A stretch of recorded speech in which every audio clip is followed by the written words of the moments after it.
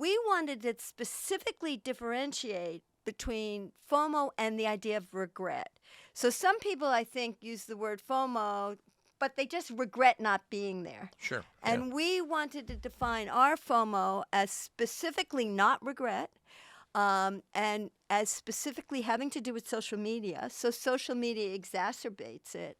And we also found from all our work over the 10 years that FOMO tended to be used more when it had to do with social groups than when it had to do with just missing an event per se. So what you were feeling FOMO was about something that you missed that your friends were doing that you weren't part of. Right. And what we found is that's what people really meant when they were saying FOMO, and that's how it differentiated from regret. So something like if you missed out on a concert that your friends were going to, and they were going to have that great experience, but you were not going to have it. Right. And that's what, over the years, we started saying, that's where FOMO's different than regret. You might regret missing the concert, but you feel FOMO if your friends went to the concert and you didn't. And so that's what we were really trying to tease apart.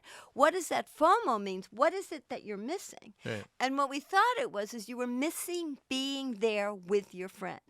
So you were missing part of the social history that was being developed around your friend group. And I'm guessing the component of social media then comes in when those friends are maybe posting pictures or posting videos from the event that you miss out on. You see it, and it just kind of, it doubles the angst that you feel. Right. So that's what ended up being what we started to study. It was something, it's not just missing an event, it's missing specifically an event that your friends have that you're not at, and it becomes exacerbated because you're seeing all these pictures and you're imagining what went on that you weren't a part of. So there's an element of that you're looking at specifically kind of at the psychology behind a lot of this. Right. And so just before I get to the business implications of it, it took us forever to publish this. So we're not on publishing on the business yet, but we have thought about it.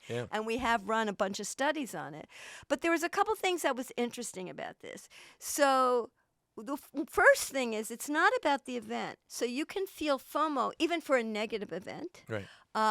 So like your friends might go to a funeral and you regret not being there because your friends were bonding over things that happened at the funeral. So it's not the event per se, it's the bonding. The other thing that we discovered the more we did research on it was that it's not really a fear, it's more like an anxiety. And the difference is an anxiety is kind of cognitive. It's the way you think about it. So you're imagining what you're missing out, and it may be you're not maybe missing out on that much. It's just that you think you're missing out on it. Thank you for listening to The Ripple Effect. We hope you found this episode informative and engaging. Don't forget to subscribe and leave us a review so that we can continue to bring you the best insight from the Wharton School.